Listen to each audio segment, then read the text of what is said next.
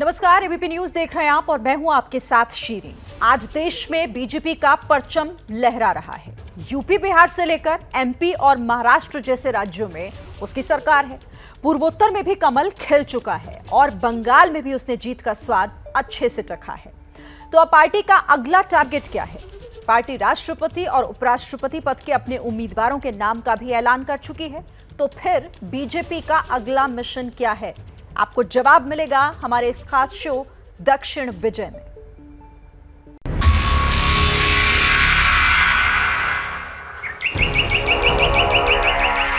Sisters and brothers of Tamil Nadu, वणक्कम।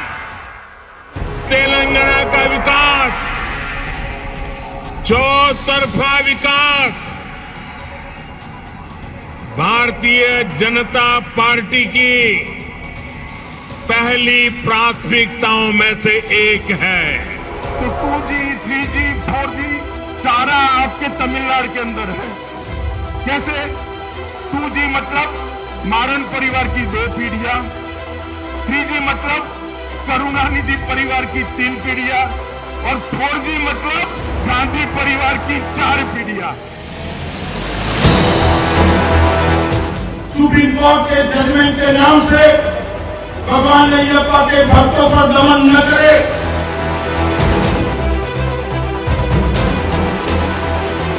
कर्नाटका में देवगौड़ा जी का वंशवाद, तमिलनाडु में करुणानिधि जी का वंश, तो आंध्र प्रदेश में चंद्रबाबू नायडू जी भी उसी वंशवाद का झंडा उठाए हुए हैं। विजयन जी, मैं केरल की भूमि पर कहकर जाता हूं कि भारतीय जनता पार्टी मानती है कि मंदिरों के मामले में सरकार ने हस्तक्षेप नहीं करना चाहिए, उसको श्रद्धालुओं पर छोड़ देना चाहिए। बहुत चुनाव देख चुके हैं और जब जनता के भीतर जाते हैं तो पता चलता है हवा का रुख क्या है।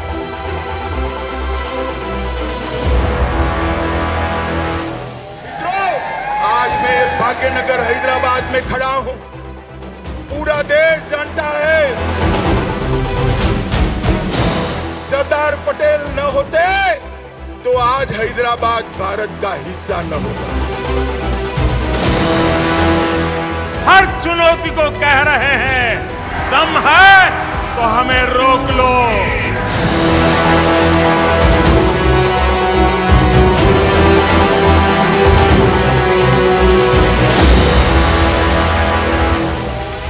नमस्कार, मेरा नाम विकास भदौरिया है और इस वक्त हम बीजेपी हेडक्वार्टर में, और आपको पता है कि बीजेपी का हेडक्वार्टर दिल्ली में है। लेकिन पिछले दिनों पार्टी के एक बड़े नेता ये कहते सुने गए कि अगर वो आज पार्टी के अध्यक्ष होते तो उनकी पार्टी का हेडक्वार्टर तमिलनाडु में होता।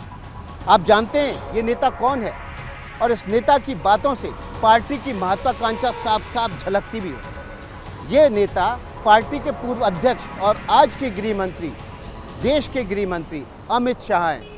अमित शाह ने अपने दिल की बात 2017 में उड़ीसा की कार्यकारिणी में भी कही थी। तब उन्होंने कहा था कि पार्टी का, बीजेपी का स्वर्णिम काल तब आएगा जब बीजेपी का कमल दक्षिण भारत में खिलेगा। बीजेपी के सबसे बड़े चाणक्य अमित शाह के मन में अगर इस तरह की बात हो तो समझा जा सकता है कि बीजेपी अपने विजय रथ का पहिया किस तरफ मोड़ना चाहती है।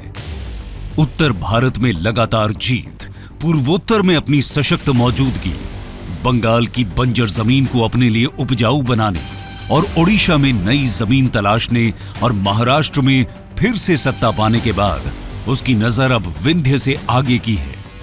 मतलब साफ है, पार्टी के चुनावी अश्वमेघ यज्ञ के घोड़े का अगला पता अब दक्षिण है। दक्षिण भारत में कर्नाटक, तेलंगाना, आंध्र प्रदेश, तमिलनाडु और केरल जैसे राज्य। दक्षिण की बात करें तो बीजेपी का कमल कर्नाटका में तो जोरदार तरीके से खिला हुआ है। इसके इतर तेलंगाना में टिमटिमाती उम्मीदों के अलावा उनके पच्चीनों की आहट कहीं और सुनाई नहीं दे रही। हालांकि पार्टी का लक्ष्य कदमों की आहट नहीं बल्कि कदम ताल पैदा करने की है। इसके लिए पार्टी तो एड़ी चोटी का जोर लगा ही रही है। साथ ही पिछले कई सालों से दक्षिण भारत में संघ के लोग भी बुनियाद तैयार करते दिखाई दे रहे हैं। 2024 लोकसभा चुनाव अभी दूर हैं, लेकिन उससे पहले बीजेपी को अपनी ताकत आजमाने के लिए अखाड़े में कई दांव मिलने वाले हैं। पार्टी इसलिए गुजरात, राजस्थान और मध्य प्रदेश के चुनाव के साथ साथ ज्यादा सोची समझी रणनीति के तहत दक्षिण का प्लान बनाने में जोर शोर से लगी है। कोशिश ये है कि अगर तराजू का पलड़ा उत्तर में नीचे झुकता है तो दक्षिण में कुछ उठ जाए। उसकी ताजा झलक दिख भी गई है बीजेपी की कार्यकारिणी की बैठक में जो हैदराबाद में हुई थी। मैं आपको विश्वास दिलाता हूं कि जब तेलंगाना में भाजपा की डबल इंजन सरकार बनेगी तो तेलंगाना के शहर, तेलंगाना के हर गांव विकास के लिए यहां और तेजी से काम होगा। जब तेलंगाना राज्य का आंदोलन चलता था, केसीआर कहते थे कि हम हैदराबाद विमोचन दिन मनाएंगे। बताइए भाग्यनगर वालों, हैदराबाद विमोचन दिन केसीआर ने मनाया है क्या? जोर से बोलो, मनाया है क्या? केसीआर जरा बताओ क्यों नहीं बनाया है? आप तो नहीं बना, बताओगे? मैं बताता हूं, वो हैदराबाद विमोचन दिन इसलिए नहीं मनाते कि ओवैसी से डर लगता है, ओवैसी से डर लगता है। बीजेपी की राष्ट्रीय कार्यकारिणी की बैठक में जो निचोड़ निकला उसके मायने और मैसेज साफ थे। दक्षिण में कर्नाटक को छोड़कर बाकी की 101 सीटों में बड़ा हिस्सा बीजेपी अपने नाम करना चाहती है। इसके लिए जिम्मेदारी भी तय कर दी गई और हमले की दिशा भी। हमले की दिशा यदि परिवारवाद, राष्ट्रवाद, हिंदुत्व और भ्रष्टाचार है तो जिम्मेदार चेहरा होंगे शिव प्रकाश। शिव प्रकाश। शिव प्रकाश बीजेपी में सह संगठन मंत्री हैं। पर्दे के पीछे रहकर काम करते हैं, इसलिए हो सकता है कि इस चेहरे से आप अनजान हो, लेकिन बीजेपी और संगठन को जानने वाले जानते हैं कि शिव प्रकाश आखिर बंजर जमीन को कैसे उपजाऊ बना लेते हैं। 2017 में उत्तर प्रदेश और 2014 के बाद से पश्चिम बंगाल में पार्टी को मजबूत करने और उसे जीत की राह पर ले जाने की जिम्मेदारी शिव प्रकाश के कंधों पर थी। नतीजा किसी से छुपा नहीं है। यूपी में प्रचंड बहुमत और बंगाल में टीएमसी के बाद दूसरी सबसे बड़ी पार्टी। इन्हीं शिव प्रकाश के कंधे पर कर्नाटक को छोड़कर दक्षिण के 4 राज्य तेलंगाना, आंध्र प्रदेश, केरल और तमिलनाडु की जिम्मेदारी दी गई है। इन 4 राज्यों में 3 में बीजेपी का खाता नहीं खुला है, जबकि तेलंगाना में उसके 4 एमपी हैं। शिव प्रकाश संगठन खड़ा करने और कार्यकर्ताओं को फाइटर बनाने के लिए जाने जाते हैं। वो जानते हैं कि पार्टी की जीत की बुनियाद संगठन कैसे तैयार कर सकता है। कर्नाटक के बाद बीजेपी की कामयाबी का दरवाजा अगर दक्षिण में कहीं खुल सकता है तो वो राज्य तेलंगाना है। 2024 के लोकसभा चुनाव से पहले राज्य में 2023 में विधानसभा चुनाव होने हैं और पार्टी उसी में अपनी संभावनाएं तलाशेगी। पार्टी के वरिष्ठ नेता शिव प्रकाश आजकल हैदराबाद को अपना केंद्र बनाए हुए हैं। फोकस में तेलंगाना के होने के पीछे वजह भी है। असल में कर्नाटक के अलावा दक्षिण के 4 राज्यों में ये इकलौता राज्य है जहां बीजेपी की जीत का अंकुर पहले ही फूट चुका है। इसे समझने की जरूरत है। 2019 के लोकसभा चुनाव से पहले 2018 में जब के चंद्रशेखर राव से राज्य में चुनाव करवाए तो बीजेपी को विधानसभा चुनाव में सिर्फ 1 सीट हाथ लगी। लेकिन अगले ही साल 2019 के लोकसभा चुनाव में पार्टी ने 4 सीटों पर जीत का परचम लहरा दिया। बड़ी बात यह थी कि बीजेपी का वोट शेयर 1 साल पहले हुए विधानसभा चुनाव के 7% से बढ़कर लोकसभा में 19.7% हो गया। देखिए, बीजेपी एक नेशनल पार्टी है जो सेंट्रल गवर्नमेंट को रूल करता है, उसका कोई पॉजिटिव इम्पैक्ट होता है, तो इसलिए उनको बीजेपी को फायदा हुआ। बीजेपी नई पार्टी भी है, फिर मोदी का इमेज भी इन्होंने बहुत बढ़ाया। दूसरी जो नेशनल पार्टी थी कांग्रेस पार्टी, वो तो बिखरता टूटता बिखरता हुआ दिखा। बीजेपी की इन 4 सीटों में से एक सीट वो भी है जहां सीएम केसीआर की बेटी के कविता को करारी शिकस्त का सामना करना पड़ा था। लोकसभा चुनाव में निजामाबाद सीट से बीजेपी के अरविंद धर्मपुरी ने 70,000 से ज्यादा वोट से हराया था। दिलचस्प बात यह थी कि अरविंद धर्मपुरी टीआरएस नेता डी श्रीनिवास के बेटे हैं। वैसे विधानसभा चुनाव में 119 में से 88 सीटें जीतने के बाद उम्मीद थी कि कविता को आसान जीत मिल जाएगी, मगर ऐसा हुआ नहीं। सीएम की बेटी कविता की इस हार का जनता में संदेश अलग गया। बीजेपी इसे इस तरह से प्रचार करना चाहती है कि जनता परिवारवाद के खेल से मुक्ति चाहती है। ये जीत बीजेपी की आंखों में चमक पैदा करने के लिए काफी थी। उसके बाद ग्रेटर हैदराबाद नगर निगम के चुनाव में मजबूत प्रदर्शन ने पार्टी की उम्मीद को और हवा दे दी। वहां बीजेपी ने 4 को 48 सीट में बदल दिया। 2016 चुनाव में उसे 150 में 4 जगह जीत मिली थी, जबकि 2020 के चुनाव में उसका आंकड़ा 48 तक पहुंच गया। बीजेपी के लिए अपनी जीत से भी ज्यादा खुशी की बात यह थी कि टीआरएस का संख्या बल 99 से 56 पर लुढ़क गया और दोनों का वोट प्रतिशत बराबर हो गया, यानी 35-35।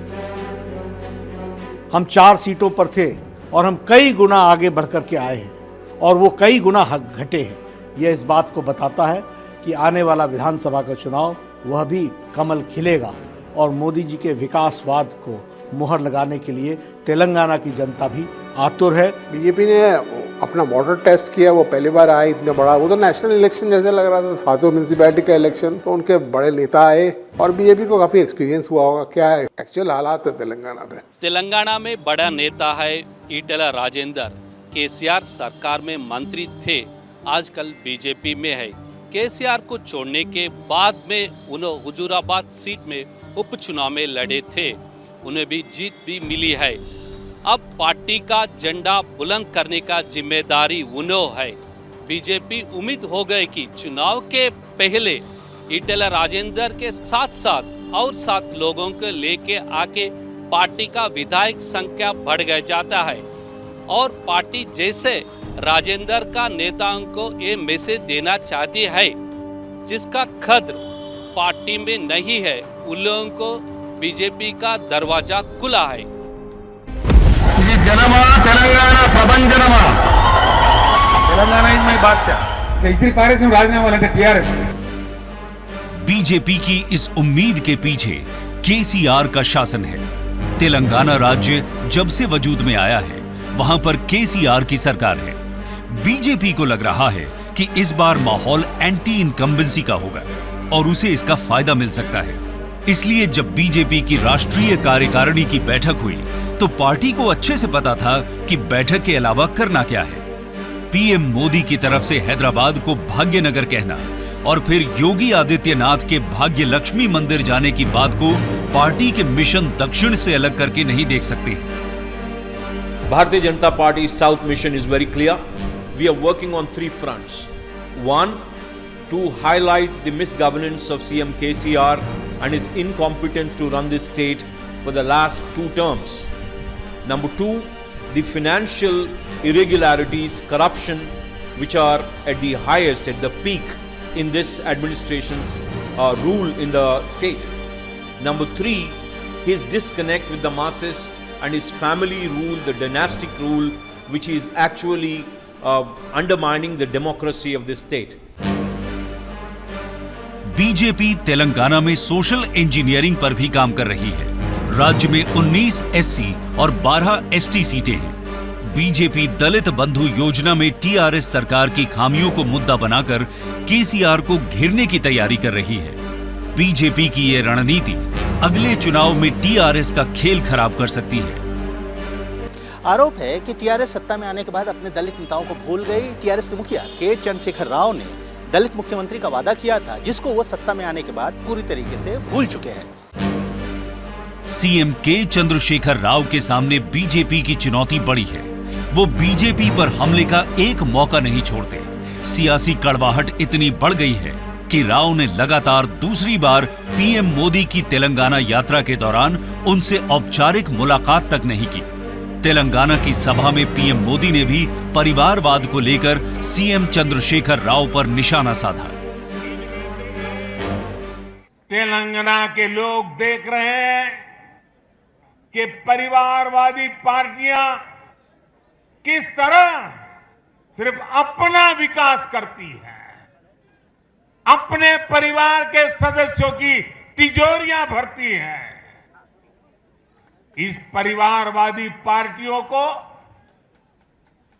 गरीब के दर्द की, गरीब की तकलीफ की न उनको कोई चिंता होती है, न कोई परवाह होती है।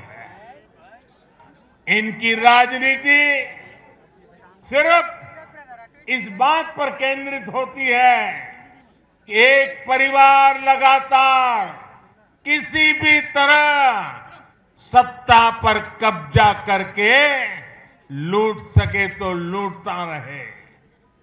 इसके लिए ये लोग समाज को बांटने की साजिश रखते हैं। केसीआर अपने ऊपर लगे परिवारवाद के आरोप से तिल मिलाए हुए, आरोप बेबुनियाद भी नहीं। परिवार केसीआर अपने बेटे, बेटी, भतीजे और दामाद पर मेहरबान रहे। परिवार में संगठन से लेकर मंत्री पद तक बटे। बीजेपी अब इस परिवारवाद पर जबरदस्त हमलावर। सत्ता की इस लड़ाई में बीजेपी कोई भी दांव बाकी नहीं रखना चाहती है। राष्ट्र अध्यक्ष और करीमनगर एमपी बंडी संजय वेमुलवाड़ा सीट और निजामाबाद एमपी धर्मपुरी अरविंद आरमूर सीट ले लड़ने की तैयारी है। सुना जा रहा है केंद्रीय मंत्री किशन रेड्डी भी चुनाव में लड़ सकते हैं। दक्षिण में बीजेपी का फोकस अगर तेलंगाना है तो आंध्र प्रदेश में बीजेपी के सामने अलग तरह की चुनौती है। आंध्र प्रदेश में इस वक्त वाईएसआरसीपी के जगनमोहन रेड्डी की सरकार है और उनके सामने राजनीतिक विरोधी टीडीपी के चंद्रबाबू नायडू है, जो कि पहले के मुकाबले काफी कमजोर दिखाई दे रहे हैं। इस राज्य में बीजेपी के लिए तो कुछ भी नहीं है, क्योंकि दक्षिण में अगर बीजेपी सबसे ज्यादा कहीं पर कमजोर है तो वो आंध्र प्रदेश ही है। आंध्र प्रदेश की कुल 25 लोकसभा सीटों में फिलहाल बीजेपी का एक भी सांसद नहीं है और न ही 175 विधानसभा सीटों में बीजेपी का कोई विधायक है। 2019 के विधानसभा चुनाव में बीजेपी को वोट शेयर महज 0.85% ही था। ये नोटा के वोट से भी कम था, लेकिन अमित शाह की उम्मीदें आसमानी हैं। चंद्रबाबू जी ने तेलुगु देशम का स्वाभिमान, तेलुगु जनता का स्वाभिमान हमेशा अपने राजनीतिक स्वार्थ के कारण सत्ता के बाजार में और बेचने का काम किया। मैं आप लोगों को आश्वस्त करने आया हूं, एक बार आंध्र प्रदेश में भारतीय जनता पार्टी को मजबूत कर दीजिए। अब कभी भी कितना भी करे एनडीए के अंदर चंद्रबाबू नायडू का प्रवेश हम नहीं होने देंगे। हमारे दरवाजे हमेशा के लिए इनके लिए बंद करेंगे। आंध्र में भले ही बीजेपी का जनाधार ना हो, लेकिन उन्होंने अपनी अहमियत कायम रखी है।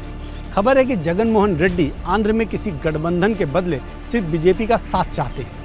बीजेपी भी यही चाहती है। इसके लिए आंध्र में बीजेपी को हिंदू मुस्लिम मुद्दों से बचना होगा। बीजेपी ने यही रणनीति टीडीपी के साथ अपनाई थी जब वो सरकार में थी।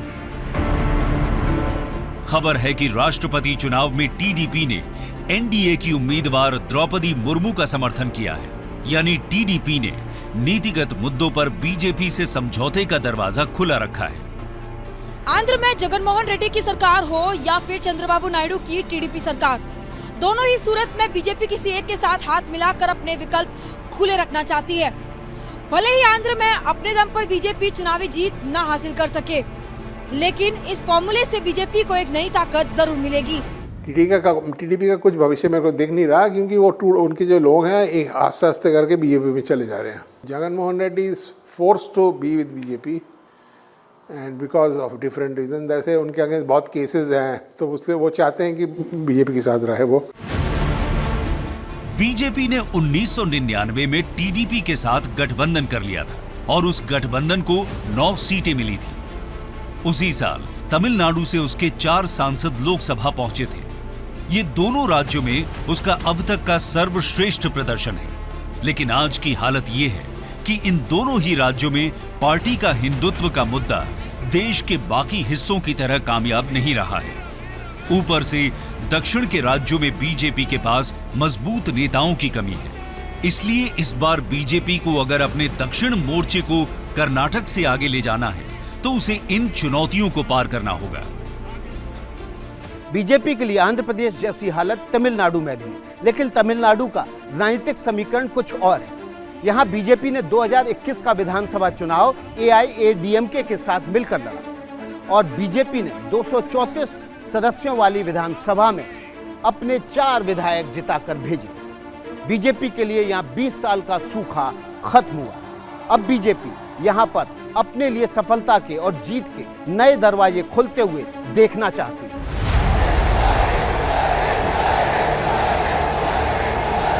स्थानीय निकाय चुनाव में उसे आंशिक सफलता मिली थी। उसे नगर निगम में 22, नगर पालिका में 56 और नगर पंचायत की 230 सीटों पर जीत मिली थी। युवा और तेज तर्रार प्रदेश अध्यक्ष अन्नामलाई का दावा है कि 2024 के लोकसभा चुनाव में उनकी पार्टी 25 सीट जीत लेगी। नेताओं के दावे पर यकीन तो नहीं किया जा सकता, लेकिन बीजेपी जिस तरह से अन्नामलाई को ग्रूम कर रही है उससे भविष्य में उम्मीद जरूर जग सकती है। जो लोग अन्नामलाई को नहीं जानते उनके लिए इस पूर्व आईपीएस अधिकारी के बारे में जानना बेहद जरूरी है।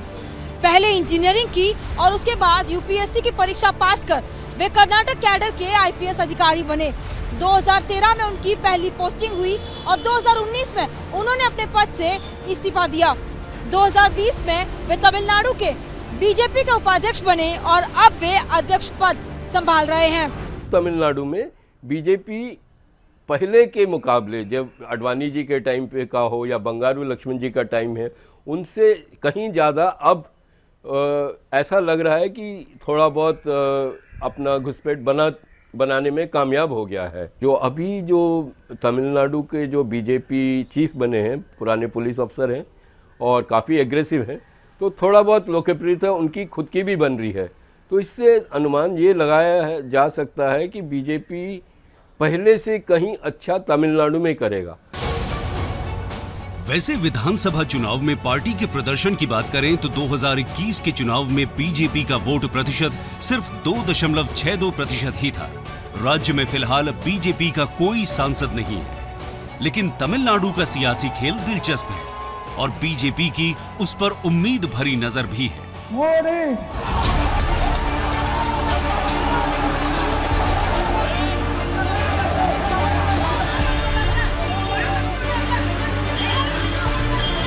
पिछले दिनों ही एआईएडीएम के 2 गुटों में जमकर झड़प हुई।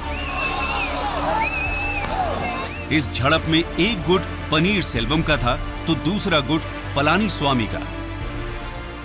दरअसल तमिलनाडु की एआईएडीएम के पार्टी में भी बगावत हो गई है। जयललिता के सहयोगी रहे पनीर सेल्वम और पलनीसामी के बीच भारी खींचतान हो गई है। इस बीच मद्रास हाईकोर्ट की दखल के बाद पलनीसामी को एआईएडीएमके का अंतरिम महासचिव नियुक्त किया गया है। वहीं ओ पनीर सेल्वम को पार्टी की प्राथमिक सदस्यता से भी निष्कासित कर दिया गया है। कहीं ना कहीं इसके पीछे जो है बीजेपी का हाथ इसलिए लोग देख रहे हैं क्योंकि जब ईपीएस सरकार चला रहे थे और ओपीएस ने रिवोल्ट कर दिया था, तो इन दोनों गुट को इकट्ठे करने में कहीं बीजेपी का हाथ था। और जहां तक मेरा अनुमान है, बीजेपी जो है पलनीस्वामी के साथ जो ऑफिशियल एआईडीएमके है उनके साथ में मिलके आगे अपना राजनीति और चुनावी रणनीति तय करेगी। एआईएडीएमके के बिखरने से समीकरण तेजी से बदल रहे हैं, लेकिन तमिलनाडु में बड़ा दुश्मन तो डीएमके है, जो तमिलनाडु से लेकर दिल्ली तक बीजेपी के खिलाफ विपक्ष के हर बड़े मोर्चे में खड़ा दिखाई देता है। डीएमके के सीएम स्टालिन न सिर्फ बीजेपी के मुखर विरोधी हैं, बल्कि कांग्रेस का भी उन्हें साथ मिल रहा है और इसलिए डीएमके से बीजेपी की दुश्मनी और तीखी होनी लाजमी है। स्टालिन जी को मैं सुनता हूं भ्रष्टाचार की बात करते। अरे स्टालिन बाबू, अपने गरेबान में जाग कर देखो जरा, किसने किया था 2G स्कैम? आपकी अगल बगल में चल रहे हैं और आप भ्रष्टाचार की बात करते हो। आपके परिवारजनों के घर देखिए जरा, कितने बड़े बड़े महल बन चुके हैं। मित्रों, कांग्रेस पार्टी ने 12 लाख करोड़ के घपले घोटाले भ्रष्टाचार किए और उस वक्त डीएमके पार्टी इसकी सरकार में शामिल थी। सोनिया जी को चिंता है राहुल बाबा को प्रधानमंत्री बनाने की और स्टालिन जी को चिंता है उदयगिरी को मुख्यमंत्री बनाने की। ना उनको देश की चिंता है, ना तमिलनाडु की चिंता है, उनको अपने परिवार की चिंता है। तमिलनाडु को केंद्र के साथ झगड़ा करे ऐसी सरकार चाहिए या केंद्र के साथ हाथ मिलाकर डबल इंजन ग्रोथ से काम करने वाली सरकार चाहिए? बताओ कौन सी सरकार चाहिए? डबल इंजन चाहिए ना? तमिलनाडु में जो हम कहते हैं डायनेस्ट पॉलिटिक्स कहते हैं, जो हम कहते हैं बस यहाँ पर सरकार नहीं फैमिली सरकार की पॉलिटिक्स चलती है, उसको हमें रोक लगानी है, उसको हमें टोक लगानी है, उसको हमें खत्म करना है। दक्षिण में तेलंगाना के बाद बीजेपी सबसे ज्यादा सक्रिय केरल में दिखाई दे रही है, जबकि फिलहाल केरल में बीजेपी का ना तो कोई विधायक है या ना कोई सांसद चुना गया है। ऐसे में सवाल उठता है कि केरल में आखिर बीजेपी के लिए ऐसा क्या है? देश में लेफ्ट का एक ही गढ़ बचा है, केरल, जहां उनकी सरकार है। लेकिन केरल अब लेफ्ट राइट की लड़ाई का खूनी गढ़ भी बनता जा रहा है। केरल में बीजेपी के राष्ट्रवाद और हिंदुत्व की विचारधारा को सीधी और बड़ी चुनौती मिल रही है और इसलिए बीजेपी केरल में कोई कसर नहीं छोड़ना चाहती। In the South Indian state, the linguistic identity is much more stronger than the religious identity. So the politics of religious polarization as attempted by the BJP in the northern part of the country is rather unpalatable to the southern part except in few pockets. So now the party has to rediscover its political idiom without giving up the Hindutva. So it wants to identify its local indigenous Hindutva narrative.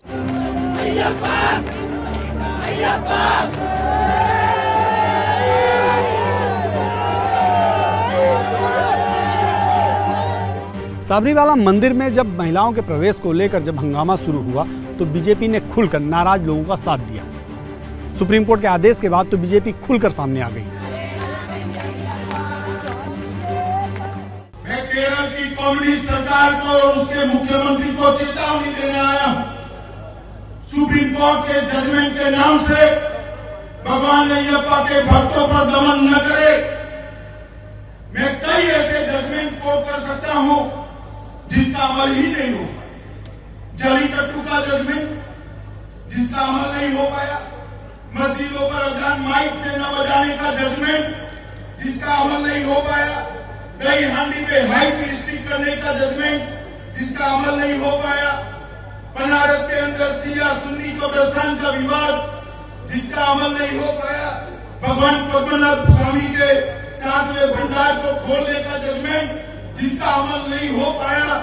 Kerala सरकार supreme court के judgement की आड़ में भगवान अय्यप्पा के भक्तों पर अत्याचार बंद करे। क्या साहस है उनमें कि मैंने जो कहे वो सारे जजमेंट का केरल में इंप्लीमेंट करने का, अमल करने का? तो फिर सिर्फ एक ही जजमेंट के पीछे आप क्यों पड़े? केरल के चर्चित गोल्ड स्कैम ने भी बीजेपी को केरल सरकार पर हमले का एक बड़ा मौका दे दिया। बीजेपी लगातार केरल सरकार को घेरने की कोशिश में रहती है। केरल में संघ बरसों से सक्रिय है, लेकिन चुनाव में बीजेपी को इसका फायदा नहीं मिलता। बीजेपी की चुनावी लड़ाई केरल के करीब 20% ईसाई वोट में सेंध लगाए बगैर मुश्किल है। एक कांग्रेस पार्टी जैसी सेक्युलर पार्टी मैंने मेरे जीवन में नहीं देखी है।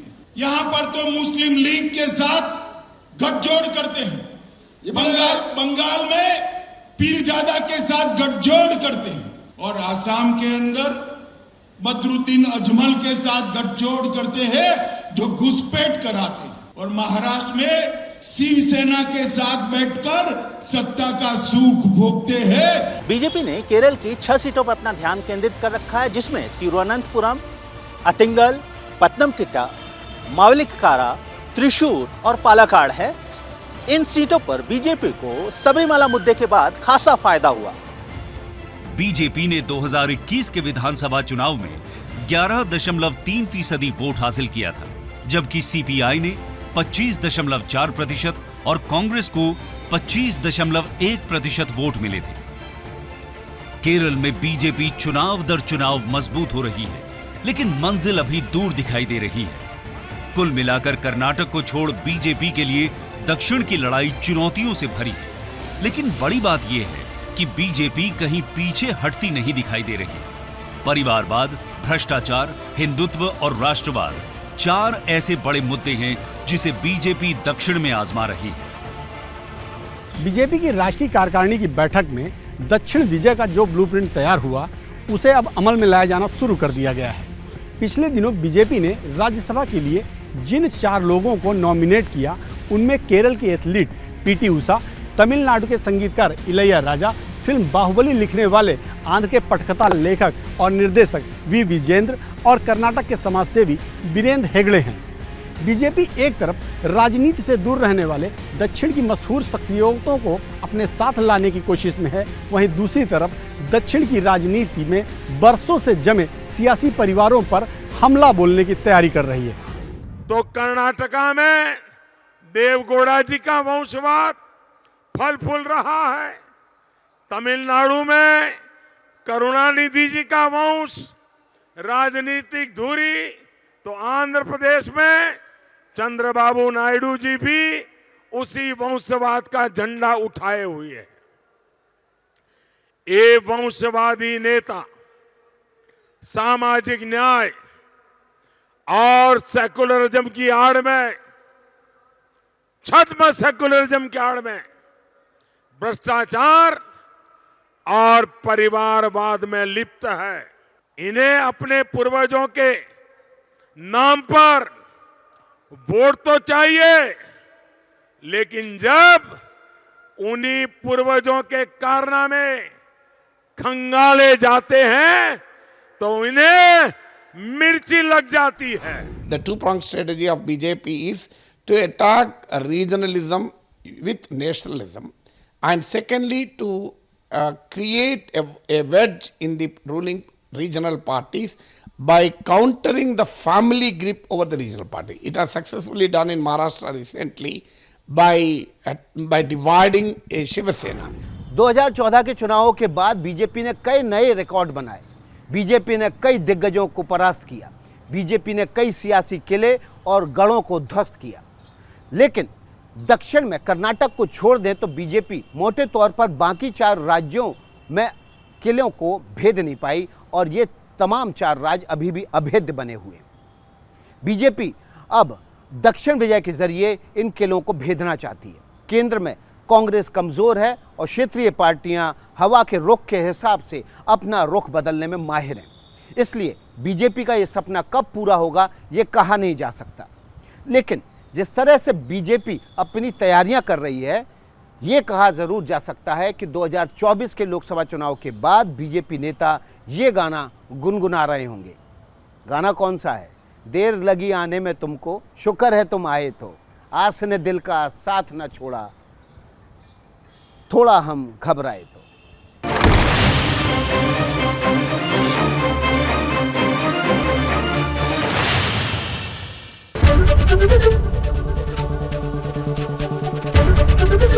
एबीपी न्यूज आपको रखे आगे।